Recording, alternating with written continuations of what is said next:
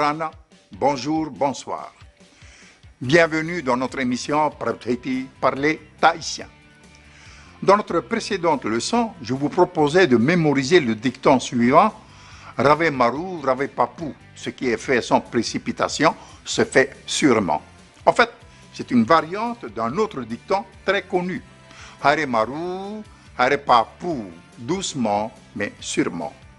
C'est pourquoi je vous demanderai de ne pas vous forcer à mémoriser les mots que vous allez découvrir.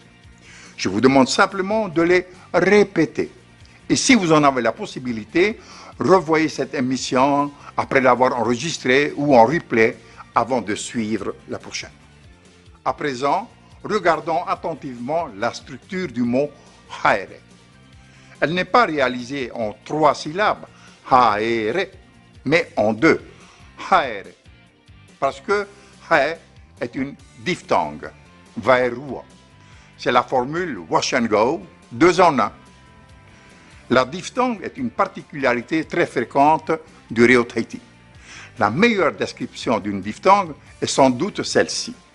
Ouverture d'une syllabe interrompue brutalement avant sa totale réalisation par l'autre qui suit. Dans le cas de la diphtongue « ha », il y a bien une ouverture « ha » dans laquelle entre avant la fin sa réalisation la syllabe « e ». Ha. Dans le cas des diphtongues comme « ae », il arrive souvent que les gens ont une tendance à trop fermer la première syllabe. Et il en résulte que « ae » devienne « e ». Exemple, « hae », « he ». « Mae », « me » comme mère. « Pae », « pe » père. « Rae », « re » comme règle. « Tae », « te » comme te. « Pepe », « pepe » comme pépère. « Raera », « vera ». Pour les puristes du Reo Tahiti, le son « pe » est une difformité, plus qu'une déformation de « pae ». Exemple le plus connu, « rae rae » devient « rara », plus fermé. Voici quelques exercices, écoutez et répétez.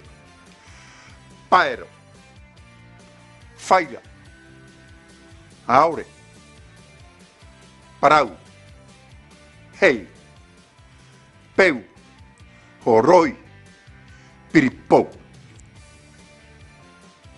Pour clôturer cette première semaine de Prabhuti Tahiti, rappelez-vous, Hare Maru, Hare Papu, Parhai et Yorana.